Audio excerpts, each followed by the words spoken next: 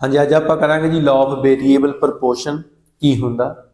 इस दे विच आपां ने गल करनी आ भी फिक्स्ड फैक्टर एंड वेरीएबल फैक्टरां नूं जदों आपां यूज करदे आ तां आउटपुट दे विच की इफैक्ट पैंदा, आउटपुट दे उपर की इफैक्ट पैंदा भी क्योंकि जिहड़ा लॉ ऑफ वेरीएबल प्रपोर्शन आ ਇਹਦੇ ਵਿੱਚ ਜਿਹੜਾ ਆਪਣਾ ਜਿਹੜਾ ਇਹ ਲਾਅ ਆ ਇਹ ਸ਼ਾਰਟ ਪੀਰੀਅਡ ਦੀ ਗੱਲ ਕਰਦਾ ਤਾਂ ਸ਼ਾਰਟ ਪੀਰੀਅਡ ਦੇ ਵਿੱਚ ਆਪਾਂ ਜੋ ਫਿਕਸਡ ਫੈਕਟਰ ਨੇ ਉਹ ਆਪਣੇ ਕੀ ਆ ਕਾਂਸਟੈਂਟ ਰਹਿੰਦੇ ਨੇ ਤੇ ਜਿਹੜੇ ਵੇਰੀਏਬਲ ਫੈਕਟਰ ਨੇ ਉਹਨਾਂ ਨੂੰ ਆਪਾਂ ਚੇਂਜ ਕਰਕੇ ਪ੍ਰੋਡਕਸ਼ਨ ਆ ਜਿਹੜੀ ਆਪਣੀ ਆਊਟਪੁੱਟ ਆ ਉਹਦੇ ਵਿੱਚ ਆਪਾਂ ਚੇਂਜ ਲਿਆ ਸਕਦੇ ਆ। ਤਾਂ ਕਹਿੰਦੇ ਵੀ ਜਦੋਂ ਆਪਾਂ ਫਿਕਸਡ ਫੈਕਟਰ ਯੂਜ਼ ਕਰਦੇ ਆ ਨਾਲ ਆਪਾਂ ਜੋ ਲੇਬਰ ਆ ਉਹ ਆਪਣਾ ਕਿਹੜਾ ਫੈਕਟਰ ਆ ਜੀ ਵੇਰੀਏਬਲ, ਜੋ ਮਸ਼ੀਨਸ ਹੋ ਗਈਆਂ ਲੈਡ ਹੋ ਗਈ ਇਹ ਆਪਣੇ ਲਈ ਕੀ ਆ ਫਿਕਸਡ ਫੈਕਟਰ ਆ ਤੇ ਸ਼ਾਰਟ ਪੀਰੀਅਡ ਦੇ ਵਿੱਚ ਫਿਕਸਡ ਫੈਕਟਰ ਆਪਣੇ ਚੇਂਜ ਨਹੀਂ ਹੋਣਗੇ।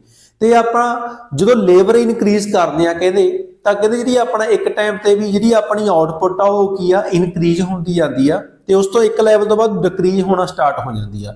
ਉਹਦੇ ਕਾਰਨ ਕੀ ਨੇ ਇਹਨਾਂ ਬਾਰੇ ਆਪਾਂ ਪੜਾਂਗੇ ਜਿਹੜਾ ਆਪਣਾ ਇਹ ਕਨਸੈਪਟ ਆ। ਤਾਂ ਕਿਤੇ ਦੇਖੋ ਕਹਿੰਦੇ ਵੀ ਲਾਅ ਆਫ ਜਿਹੜਾ ਵੇਰੀਏਬਲ ਪ੍ਰਪੋਰਸ਼ਨ ਆਪਾਂ ਨੂੰ ਕੀ ਕਹਿੰਦਾ, ਕਹਿੰਦੇ ਦੀ law states that keeping other factor constant ਵੀ ਜੋ ਆਪਣੇ ਫਿਕਸਡ ਫੈਕਟਰ ਹੈ ਉਹ ਕਾਂਸਟੈਂਟ ਰਹੇ when you increase the variable factor ਜਦੋਂ ਆਪਾਂ ਕਹਿੰਦੇ variable factor increase ਕਰਦੇ ਆ then the total product initially increases at increasing rate ਉਸ ਤੋਂ ਬਾਅਦ then increases at diminishing rate and eventually start decline। ਵੀ ਫਿਕਸਡ ਫੈਕਟਰ ਦੇਖੋ ਹੁਣ ਆਪਾਂ ਇਹਨੂੰ ਡਾਟਾ ਦੇ ਥਰੂ ਸਮਝਦੇ ਆ। ਕਹਿੰਦੇ ਵੀ ਦੇਖੋ ਆਪਣੇ ਕੋਲ ਇੱਧਰ ਜਿਹੜੀ ਯੂਨਿਟਸ ਆਫ ਲੈਂਡ ਆ ਉਹ ਕਿੰਨੀ ਆ 10 ਏਕੜਸ ਆ ਜੋ ਚੇਂਜ ਨਹੀਂ ਹੋਊਗੀ ਉਹ 10 ਏਕੜਸ ਹੀ ਰਹੂਗੀ ਇਨ ਸ਼ਾਰਟ ਪੀਰੀਅਡ। ਤੇ ਉਸ ਤੋਂ ਬਾਅਦ ਯੂਨਿਟ ਆਫ ਲੇਬਰ ਦੇਖੋ ਜਿਹੜੀ ਆਪਣੀ ਲੇਬਰ ਆ ਉਹ ਹੈਗਾ ਵੇਰੀਏਬਲ ਫੈਕਟਰ ਉਹ ਆਪਾਂ ਕੀ ਕਰ ਰਹੇ ਹਾਂ ਚੇਂਜ ਕਰ ਰਹੇ ਹਾਂ। ਤਾਂ ਹੁਣ ਦੇਖੋ ਜਿਹੜਾ ਆਪਣਾ ਯੂਨਿਟ ਆਫ ਲੈਂਡ ਆ ਉਹ ਸੇਮ ਆ। ਜਦੋਂ ਆਪਾਂ ਨੇ ਸਟਾਰਟਿੰਗ ਦੇ ਵਿੱਚ ਲੇਬਰ ਆਪਣੀ 1 ਆ ਤਾਂ ਆਪਣੀ ਜਿਹੜੀ ਟੋਟਲ ਪ੍ਰੋਡਕਟ ਆ 20 ਆ ਤੇ ਉਸ ਤੋਂ ਬਾਅਦ ਜਿਵੇਂ ਆਪਾਂ ਨੇ ਲੇਬਰ ਇਨਕਰੀਜ਼ ਕਰੀ ਤਾਂ ਜਿਹੜਾ ਆਪਣੀ ਪ੍ਰੋਡਕਸ਼ਨ ਉਹ ਇਨਕਰੀਜ਼ ਹੋ ਰਹੀ ਆ ਕਿਹੜੇ ਰੇਟ ਤੇ ਇਨਕਰੀਜ਼ਿੰਗ ਰੇਟ ਤੇ क्योंकि मार्जिनल प्रोडक्ट पॉजिटिव आ मार्जिनल प्रोडक्ट इनक्रीज हो रहा। मार्जिनल प्रोडक्ट की हुंदा भी जो आप एक एडिशनल यूनिट बढ़ाने इनक्रीज करते हैं तो इनक्रीज करने दे नाल जिहड़ा टोटल प्रोडक्ट दे विच चेंज आउंदा उहनूं आपां की कहने जी मार्जिनल प्रोडक्ट कहने। तो देखो कहते जो आपने एक यूनिट ऑफ लेबर इनक्रीज किया तो अपने को 50 होगी टोटल प्रोडक्ट तो टोटल प्रोडक्ट दे विच कितना चेंज आया 30 का तो 30 की अपना जी मार्जिनल प्रोडक्ट। तो हुण कहते अपनी जो फस्ट स्टेज आ फस्ट स्टेज दे विच की हो रहा भी जी अपनी प्रोडक्शन आ इनक्रीज हो रही आ इनक्रीजिंग रेट ते उसका कारण की आ भी जिहड़ा अपना इत्थे फिक्स्ड फैक्टर आ प्रॉपर यूटिलाइज्ड हो रहा ते उस तो बाद जी अपनी डिवीजनल लेबर जी प्रॉपर आ जी मतलब एफिशिएंट आ जिस कारण जी अपनी प्रोडक्शन आ की हो रही है जी इनक्रीज हो रही है। क्योंकि हुण 10 एकड़ से एक परसन आप जो उत्थे अपलाई कर देंगे तो इस केस दे सारे अपनी जो फिक्स्ड फैक्टर वो की यूटिलाइज नहीं होना अंडर यूटिलाइज्ड होगा। तो इस करके फिर आप लेबर की करिए जी इनक्रीज करिए तो जिस कारण करके भी जी अपनी प्रोडक्शन की हो रही है इनक्रीज हो रही है प्रॉपर डिवीजन ऑफ लेबर आ एफिशिएंट है जी अपनी लेबर आ जिस कारण करके भी जी प्रोडक्शन इनक्रीज हो रही है। तो उस तो बाद एक लैवल तो बाद जी अपनी टोटल प्रोडक्शन आ इनक्रीज हो रही है बट किहड़े रेट ते जी डिमिनिशिंग रेट ते की घटना स्टार्ट हो रही है।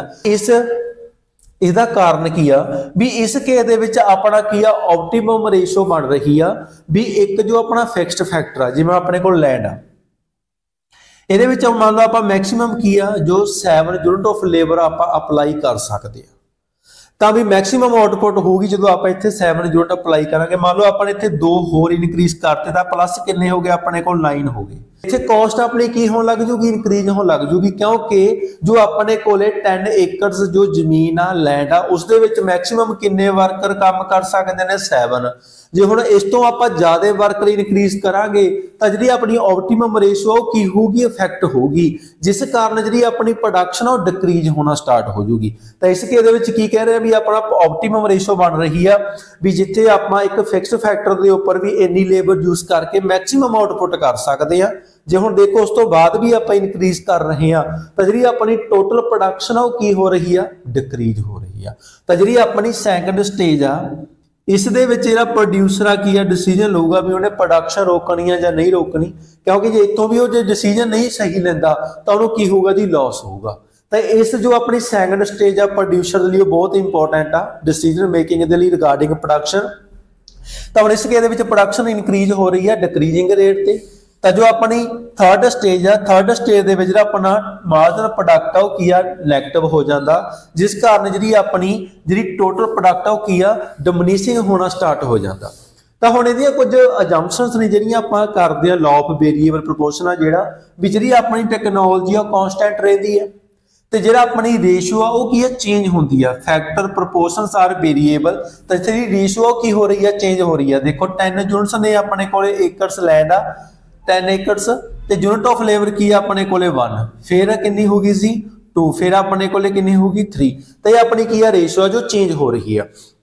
ਉਸ ਤੋਂ ਬਾਅਦ ਹੋਮੋਜੀਨੀਅਸ, ਜਿਹੜੇ ਯੂਨਿਟ ਆਫ ਵੇਰੀਏਬਲ ਫੈਕਟਰ ਨੇ ਉਹ ਆਪਣੇ ਕੀ ਨੇ ਜੀ, ਹੋਮੋਜੀਨੀਅਸ ਨੇ, ਹੈਟਰੋਜੀਨੀਅਸ ਨਹੀਂ ਹੁੰਦੇ। ਤੇ ਜਿਹੜਾ ਆਪਣਾ ਲਾਅ ਆਫ ਵੇਰੀਏਬਲ ਪ੍ਰੋਪੋਰਸ਼ਨ ਆ ਕੀ ਗੱਲ ਕਰ ਰਿਹਾ ਵਾ, ਸ਼ਾਰਟ ਰਨ ਦੀ, ਜਿਸ ਦੇ ਵਿੱਚ ਸਾਰੇ ਫੈਕਟਰ ਆਪਣੇ ਵੇਰੀਏਬਲ ਨਹੀਂ ਹੁੰਦੇ। ਕੁਝ ਫੈਕਟਰ ਆਪਣੇ ਕੀ ਨੇ, ਫਿਕਸਡ ਹੋਣਗੇ, ਜਿਵੇਂ ਲੈਂਡ ਹੋ ਗਈ, ਮਸ਼ੀਨਸ ਹੋ ਗਈ, ਇਹ ਆਪਣੇ ਫਿਕਸਡ ਫੈਕਟਰ ਨੇ ਸ਼ਾਰਟ ਪੀਰੀਅਡ ਦੇ ਵਿੱਚ, ਜਿਨ੍ਹਾਂ ਨੂੰ ਆਪਾਂ ਚੇਂਜ ਨਹੀਂ ਕਰ ਸਕਦੇ। ਤਾਂ ਡਾਇਗਰਾਮ ਦੇ ਥਰੂ ਦੇਖਦੇ ਆ ਆਪਾਂ, ਤਾਂ ਕਹਿੰਦੇ ਵੀ ਜੋ ਆਪਣੀ ਪਹਿਲੀ ਸਟੇਜ ਇੱਥੇ ਦਾ ਆਪਣਾ ਟੋਟਲ ਪ੍ਰੋਡਕਸ਼ਨ ਉਹ ਇਨਕਰੀਜ਼ ਹੋ ਰਹੀ ਆ ਇਨਕਰੀਜ਼ਿੰਗ ਰੇਟ ਤੇ।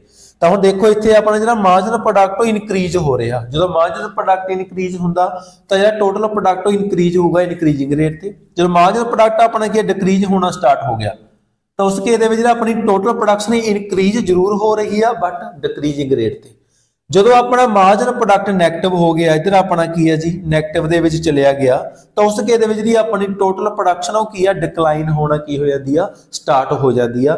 ਤਾਂ ਹੁਣ ਜੋ ਆਪਣਾ ਤੀਸਰਾ ਸਟੇਜ ਹੈ ਇਹਦੇ ਵਿੱਚ ਕੀ ਆ, ਵੀ ਆਪਾਂ ਜਿਹੜੀ ਲਿਮਿਟੇਸ਼ਨ ਕੀ ਆ, ਵੀ ਜਿਹੜੀ ਆਪਣੀ ਲੈਂਡ ਆ ਉਹ ਕੀ ਆ, ਇਨਕਰੀਜ਼ ਨਹੀਂ ਕਰ ਸਕਦੇ ਹੈਗੇ, ਜਿਸ ਕਾਰਨ ਕਰਕੇ ਆਪਣੀ ਪ੍ਰੋਡਕਸ਼ਨ ਹੋਰ ਜ਼ਿਆਦਾ ਇਨਕਰੀਜ਼ ਨਹੀਂ ਹੋ ਰਹੀ। ਤੇ ਇੱਥੇ ਜਿਹੜਾ ਰਿਲੇਸ਼ਨ ਆਪਣਾ ਬਣ ਰਿਹਾ ਵਾ, ਜਿਹੜੀ ਆਪਣੀ ਆਪਟੀਮਮ ਰੇਸ਼ੋ ਆ ਉਹ ਕੀ ਆ, ਵਧੀਆ ਨਹੀਂ ਹੈਗੀ, ਜਿਸ ਕਾਰਨ ਆਪਟੀਮਮ ਰੇਸ਼ੋ ਕਿਹੜੀ ਹੁੰਦੀ ਹੈ, ਵੀ ਜਿੱਥੇ ਆਪਣੇ ਫਿਕਸਡ ਫੈਕਟਰ ਤੇ ਜਿਹੜੇ ਆਪਣੇ ਵੇਰੀਏਬਲ ਫੈਕਟਰਾਂ ਦੇ ਵਿੱਚ ਪ੍ਰੋਪਰ ਰਿਲੇਸ਼ਨ ਹੋਵੇ, ਜਿੱਥੇ ਆਪਣੀ ਮੈਕਸਿਮਮ ਆਊਟਪੁੱਟ ਹੁੰਦੀ ਆ। ਇੱਥੇ ਆਪਣੀ ਆਪਟੀਮਮ ਰੇਸ਼ੋ ਨਹੀਂ ਹੈਗੀ, ਜਿਸ ਕਾਰਨ ਕਰਕੇ ਜਿਹੜੀ ਟੋਟਲ ਪ੍ਰੋਡਕਸ਼ਨ ਉਹ ਆਪਣੀ ਕੀ ਹੋ ਰਹੀ ਆ, ਡਿਕਲਾਈਨ ਹੋ ਰਹੀ ਆ। ਇਸ ਕੇਸ ਦੇ ਵਿੱਚ ਆਪਣੀ ਕੀ ਆ, ਕਹਿੰਦੇ ਆਪਟੀਮਮ ਰੇਸ਼ੋ ਬਣਦੀ ਆ ਜਿੱਥੇ ਆਪਣੀ ਮੈਕਸਿਮਮ ਕੀ ਹੁੰਦੀ ਆ ਜੀ, ਆਊਟਪੁੱਟ ਹੁੰਦੀ ਆ। ਇਸ ਕੇਸ ਦੇ ਵਿੱਚ ਆਪਣੀ ਪ੍ਰੋਡਕਸ਼ਨ ਇਨਕਰੀਜ਼ ਹੋ ਰਹੀ ਸੀ ਕਿਉਂਕਿ ਪ੍ਰੋਪਰ ਡਿਵੀਜ਼ਨ ਸੀ, ਤੇ ਜਿਹੜਾ ਆਪਣਾ ਲੈਂਡ ਆ ਉਹ ਕੀ ਆ, ਯੂਟਿਲਾਈਜ਼ਡ ਹੋ ਰਿਹਾ ਵਾ ਸਹੀ ਤਰੀਕੇ ਨਾਲ, ਜਿਸ ਕਾਰਨ ਕਰਕੇ ਪ੍ਰੋਡਕਸ਼ਨ ਕੀ ਹੋ ਰਹੀ ਆ, ਜ਼ਿਆਦਾ ਹੋ ਰਹੀ ਆ। ਉਸ ਤੋਂ ਬਾਅਦ ਦੇਖੋ ਜੀ ਆਪਣੇ relationship between total product and marginal product. ਤੇ ਮਾਰਜਨਲ ਪ੍ਰੋਡਕਟ ਨੂੰ ਦੇਖ ਕੇ ਆਪਾਂ ਪੁਆਇੰਟ ਲਿਖ ਸਕਦੇ ਹਾਂ ਜੀ ਰਿਲੇਸ਼ਨ ਦੇ। ਦੇਖੋ ਜੋ ਮਾਰਜਨਲ ਪ੍ਰੋਡਕਟ ਇਨਕਰੀਜ਼ ਹੁੰਦਾ ਤਾਂ ਟੋਟਲ ਪ੍ਰੋਡਕਟ ਆਪਣਾ ਇਨਕਰੀਜ਼ ਹੋ ਰਿਹਾ ਇਨਕਰੀਜ਼ਿੰਗ ਰੇਟ ਤੇ। ਜਦੋਂ ਮਾਰਜਨਲ ਪ੍ਰੋਡਕਟ ਆਪਣਾ ਡਿਕਲਾਈਨ ਹੋਣਾ ਸਟਾਰਟ ਹੁੰਦਾ ਤਾਂ ਟੋਟਲ ਪ੍ਰੋਡਕਟ ਇਨਕਰੀਜ਼ ਹੁੰਦਾ ਡਿਮਿਨਿਸ਼ਿੰਗ ਰੇਟ ਤੇ। ਜਦੋਂ ਆਪਣਾ ਮਾਰਜਨਲ ਪ੍ਰੋਡਕਟ 0 ਆ ਤਾਂ ਟੋਟਲ ਪ੍ਰੋਡਕਟ ਮੈਕਸਿਮਮ ਆ, ਤੇ ਜਦੋਂ ਮਾਰਜਨਲ ਪ੍ਰੋਡਕਟ ਆਪਣਾ ਨੈਗੇਟਿਵ ਹੋ ਗਿਆ ਤਾਂ ਜਿਹੜਾ ਟੋਟਲ ਪ੍ਰੋਡਕਟ ਆ ਉਹ ਡਿਮਿਨਿਸ਼ਿੰਗ ਹੋਣਾ ਸਟਾਰਟ ਹੋ ਜਾਂਦਾ।